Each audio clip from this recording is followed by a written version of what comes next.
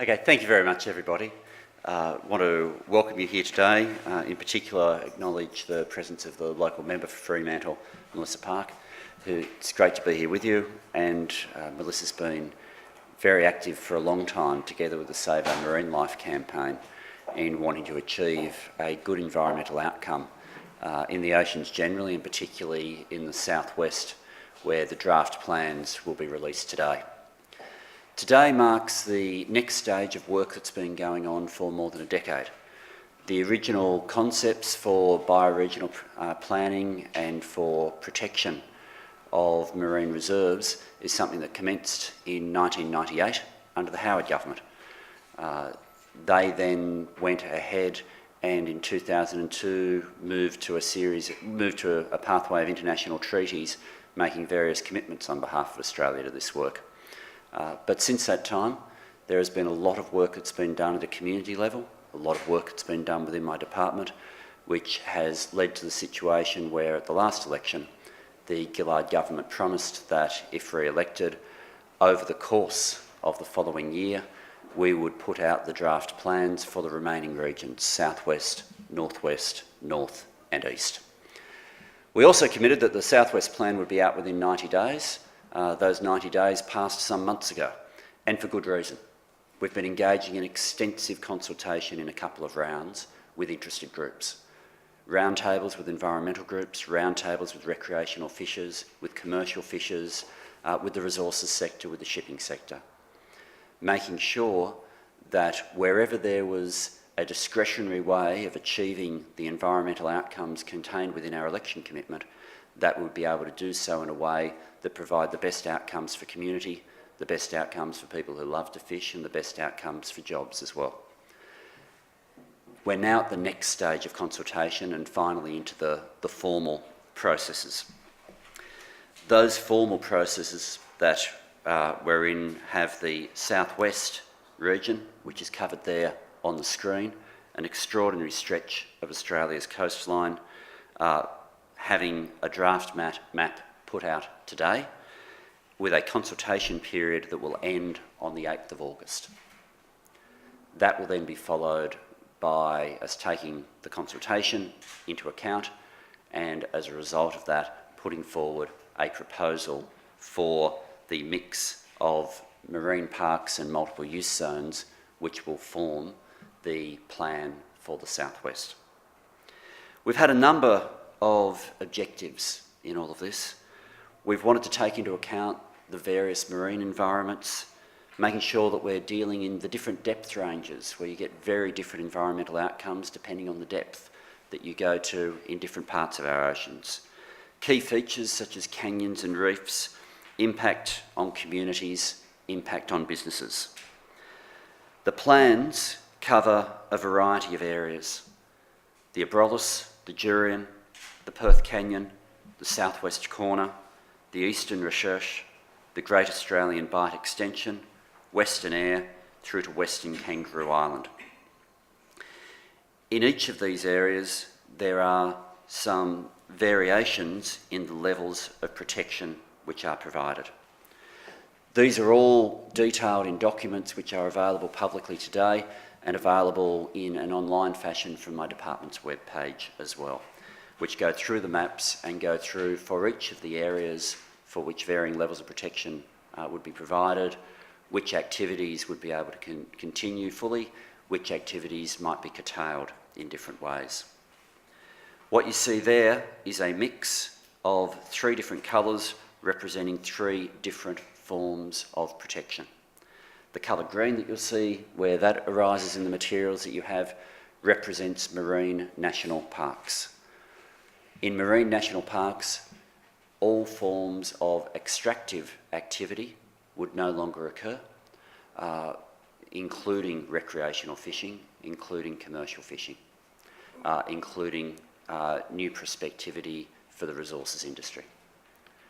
In the other areas of multiple use, there are varying levels of limits which focus on impact on the ocean floor. So in the special purpose zones and the multiple use zones, you'll find pelagic fishing activity is able to continue, but there are various limits in each of the situations where for the special use zones, you find that there would no longer be demersal trawling in those areas, and you find a broader range of restrictions extending to demersal longline and demersal gillnet use also applying in the multiple use zones. There are some extraordinary environmental outcomes and iconic environmental outcomes which are contained in the draft plans released today. As I say, wherever we've been able to achieve the same environmental outcome by minimising the impact on jobs or by minimising the impact on recreational fishing, we have done so. If I can give you just 3 examples of some of the iconic features we're talking about, because for a long time in Australia it has been commonplace to protect our most precious and pristine environmental assets, provided they are on land. And we've been much slower to act when we're talking about environmental assets which are contained within our oceans. The first example I would give is in the Perth Canyon. Here in Western Australia, you have one of the few places where the blue whale goes to feed. The particular species of blue whale that feeds in the Perth Canyon here throughout the Southern Ocean is known as the pygmy blue whale, notwithstanding the title, one of the largest mammals ever on Earth, 30 metres long, 180 metric tonnes. Very few places where it comes to feed, but just off the coast of WA in the Perth Canyon is one of them. A canyon larger than the Grand Canyon that every Australian would have already known about and people around the world would have already known about if it existed anywhere other than in the ocean. Protections would apply under the draft plan for the Perth Canyon. The multiple use which has been proposed there takes into account that there have been a number of Perth metropolitan closures already, and that sort of information we've made sure that we've incorporated into the proposals that are being made public today. The southwest corner represents one of the largest marine national parks in the world. The southwest corner also has been able, in many of those areas which take on such a size, has been able to avoid many of the areas that were contained within the original AFA, which had a particular challenge for the recreational sector and the commercial fishing sector as well. It's an area where you have an extraordinary diversity of seabirds, of reefs, and we also have the Diamantina fracture zone. This is almost 6 kilometres deep. This is an area of the ocean where the biodiversity which exists that far down has still not been fully discovered. And this is a way of making sure not merely that we preserve what we can see, but we also preserve precious sites of biodiversity which remain in so many ways part of the unknown of Australia's environment. All 3 zonings are contained in the southwest corner for different regions. There are regions there that are fully part of the Marine National Park. There are regions where you find a larger variety of activities which would be permitted. If I can then go to the proposed Western Eyre Marine Reserve, which extends through to bordering on the western parts of Kangaroo Island. I should stress all of the zonings we're talking about are Commonwealth waters only. You're 5.5 kilometres out to sea before any of this begins. There have been instances, as you'll see some here, where there's already some highly sensitive areas which are protected under state marine parks, and we've made sure that where we can complement that in different ways, we've done so. One of the iconic concerns in this part of our oceans is the future of our magnificent sea lion colonies. There are marine national parks which have been proposed here, located adjacent to state marine parks in areas where sea lions forage. The Kangaroo Island Pool is a protection area where, more than protecting individual species, we're protecting the habitat. And protecting the habitat is such a critical part of, in turn, making sure the environmental dividend lasts and continues to flourish. There'll be further technical information that will be available from my department, and the information is live on the web, I'm told, as of now. The consultation, which will continue from today, is real. There has been already an extraordinary level of roundtable discussions of working issues through in a cooperative way. The reform will go ahead. It was flagged in 1998. It is time now to give communities certainty, and it's time now to deliver on the levels of environmental protection that have been spoken about for so long. In doing so, I believe the draft proposal that's being put forward today does provide that right balance of taking into account the impact of communities, the impact on the economy, and doing so in a way that allows iconic environmental protection to take place even though it's underwater. Western Australia, with areas like Ningaloo Reef, is already aware of the extraordinary environmental assets which reside here. The extraordinary ancient heritage of the geology of Western Australia means that there are environmental assets here protected under the draft plans which simply will not be matched in other parts of Australia. The oceans here have a similar story to tell to the magnificence of the Great Barrier Reef in many ways. A great story of biodiversity, something worthy of protection, and something where finally, as of today, we are well and truly on the path to protecting. I'm happy to take any questions. Minister, the West Australian Fisheries Minister Norman Moore was concerned that this may close fisheries. Are there going to be any fisheries closed because of these plans? A number of the marine proposals which are presented today are located within or adjacent to fisheries which have been closed by the WA government. And I think that point, that some of the adjustments that have taken place under the WA government need to be borne in mind. Norman Moore has also seemingly been far more vocal about Commonwealth marine parks than he has when marine parks have been proposed by the Premier here. I'll leave it to your own conclusions to whether he's opposed to marine parks or as to whether there are other games going on. We have announced this week what the displacement policy will be, and we've engaged in a sensible conversation with industry to date about the areas that might be sensitive, the areas that might not. There are a number of areas such as rock lobster where there are very high degrees of concern that we made sure we steered clear of. There are other areas where you couldn't deliver the environmental protection, for example, without potentially having an impact on the shark fishery. And that's something where we will now engage with industry to work out precisely what that impact will be. There is more shark fishing going on now in Commonwealth waters than there used to be as a result of fisheries management decisions undertaken by the WA government. And that has pushed effort into different areas. And all of that now needs to be worked through sensibly with industry. There will be an impact. You can't have environmental protection without there being impacts. Where it's been possible to deliver the environmental outcome in a way that minimises those impacts, we've done so. But do you believe there will be particular fishing industries that will close because of this? They just simply won't be able to survive?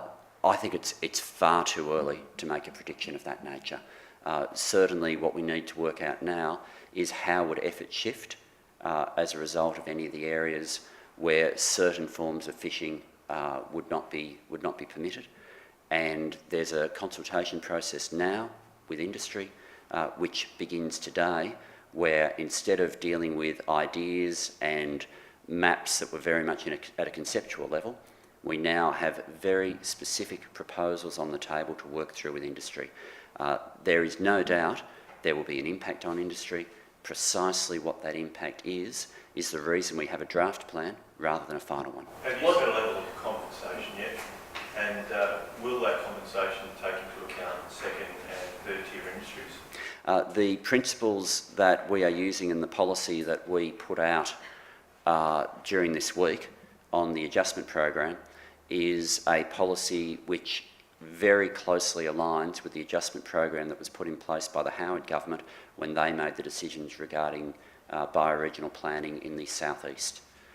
So the rules are not quite identical, but extraordinarily closely aligned, and we'll now work with industry to see exactly how that would transpire. You said about the compensation. Well, you have the policy in place as to what would be provided. We now work out with industry exactly what level would be required.